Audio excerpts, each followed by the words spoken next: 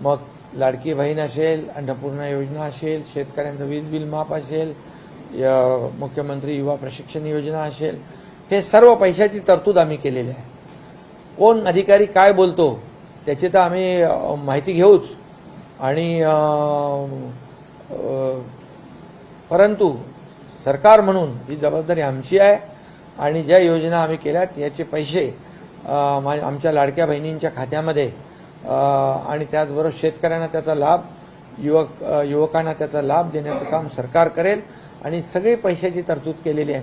आता लाडकी बहीण जी आहे, ही लाडकी बहीण योजना जेव्हा आम्ही सुरू केली त्याच दिवशी सावत्र भावांच्या पोटात दुखू लागलं, आणि त्यांना कळेन असं झालं काय करायचं. आणि मग म्हणाले लाडक्या भावाचं काय.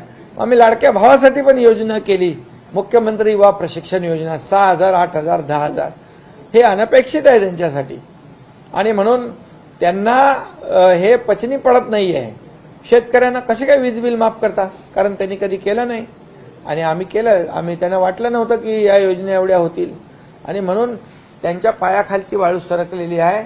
आणि जे काही प्रतिसाद जो राज्यामध्ये आमच्या भगिनींचा मिळतोय या योजनेला, त्यामुळे त्यांना पराभव डोळ्यासमोर दिसू लागला आहे. त्यामुळे या योजनेलाच विरोध करू लागलेत. आता म्हणून माझ्या लाडक्या बहिणींना मी सांगून ठेवतो, ह्या सावत्र भावांपासून सावधान राहा. हे तुमच्या योजनांच्या विरोधात आहेत. ही तुम्हाला योजना मिळू नये. माझ्या युवकांना आणि युवतींना जे स्टायपंड आम्ही देतोय ते मिळू नये म्हणून ह्याच्यात खो घालण्याचा प्रयत्न त्यांनी चालवलेला आहे. परंतु सरकारने घेतलेली भूमिका स्पष्ट आहे, ठाम आहे.